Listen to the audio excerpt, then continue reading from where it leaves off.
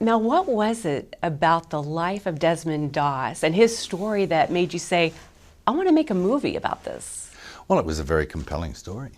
And it's undeniable. I mean, the man went into the worst place on earth, the Battle of Okinawa, which was the largest loss of life in the Pacific theater. And it was the epicenter of, war is hell, they say. And he went there armed with nothing but faith. He refused to touch a weapon or take a life. But what he did do was save lives. And he risked his life to save those lives. So, as they say, in the Bible, the greater love hath no man than he laid down his life for his friends. And Desmond demonstrates this, not just once, over and over, very consciously too. Talk about how does your own personal faith help inspire the movies you pick, the roles you pick? Well, I don't know. I read this script and I saw somebody like Desmond Doss, and it makes me painfully aware of how scant my own faith is. When you look at a guy like this whose faith is complete. I mean, imagine being able to crawl into enemy fire for your brother and save a life. I don't know if I could do that. I'd want a weapon at least if I was even going to think about something like that. You did such a great job of making his faith important without making the movie preachy. Was that a fine line to walk? Well, I think it just is. And we put him in a real world, as he was, with real soldiers in a real bad situation. And it's kind of like, I was talking before about, it was kind of like introducing a Norman Rockwell painting to an Hieronymus Bosch painting, and introducing the characters from the Saturday Evening Post into these, horror paintings of war. It's like stepping on innocence, as it would have been, Ready?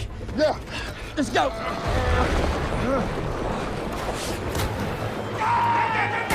We got company! Come on!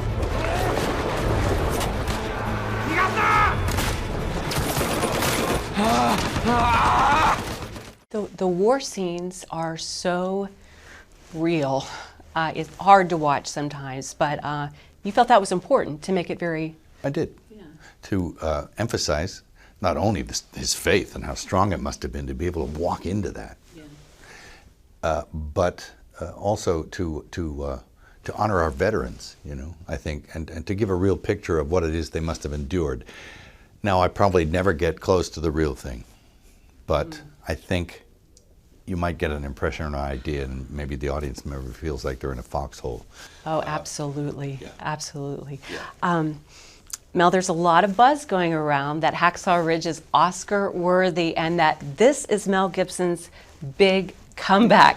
How does that feel to hear? Well, I suppose it's always nice. I didn't know I'd gone anywhere, but there you go.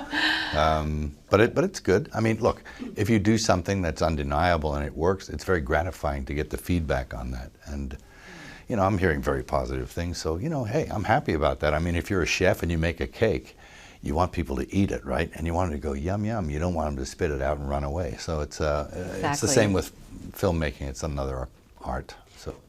Do you think Hollywood's forgiven you for past mistakes? Well, I think so. I mean, it's 10 years ago, and it, in truth, wow, in the back of a police car, a couple of double tequilas, and probably having a breakdown. It's a moment in time, and none of my actions actually sort of bear up the label that was slapped on me from the one incident. So it's, it's 10 years. I've worked a lot on myself. I'm doing great. I'm happier and healthier than I have been in a long time, and it's just, it's good, Yeah, let's talk about the beard. It's getting longer. It's getting bigger. Is this just for personal fun, or is this for a role? No, I'm working. It's like I'm working in Dublin, and making a film over there, and it's about a man from the 18th century. Hence, the beard. Oh, seriously? So, You're yeah. seriously? Oh, no, I it's didn't an know. acting gig. Yeah, no, you wouldn't. Come on, this is roadkill. I have to, roadkill with teeth. So I've got to, yeah, I wouldn't do this on purpose. Christmas is coming. I might deliver you a bag of coal, but you need to take care of that. Well, I'm from cough. West Virginia. I love coal. All right, there you go. We're the coal state. The coal state. Okay. It's no secret, Mel, you are working on a sequel to The Passion. Why make a sequel? Well, because it's called the resurrection of the, you can't do the Passion again, but you see the fruits of that. So it's an interesting, it'll be interesting what we come up with. Well, the Bible talks some about the resurrection, Sure. of course, but not a lot. Is that going to make your job easier or harder? I think both, because you have to juxtapose that incident against many other things. See, it doesn't make sense unless it's in context with or in concert with many other things. Exactly. But you're excited about it. Yeah, I think it's going to be pretty interesting. And there's no point in doing it unless you can shed some kind of theological light. I'm working with Randall Wallace, and we've been just like chin-wagging about it a lot. And, there's a lot of theology attached to this event. I mean, it's a pretty big deal. I mean, who gets killed in public and then gets up 3 days later and appears to people everywhere and then, starts a whole thing? Nobody ever did that. Do you feel like a lot of pressure, to make this, well, as biblical as possible, but still to make it believable? Absolutely, yeah. You have to have it be effective and emotional. It has to be compelling, and it has to come from a truthful place. Yeah. Now, I'm not quite sure even where we're going to get to with it, but observations will happen. And Randy and I, we're always coming up with stuff that's blowing our minds.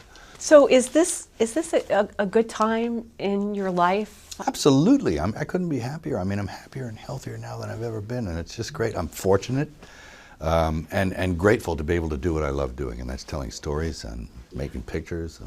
Yeah, well, I feel very fortunate to have had this time with you. Well, thank you so much, yeah.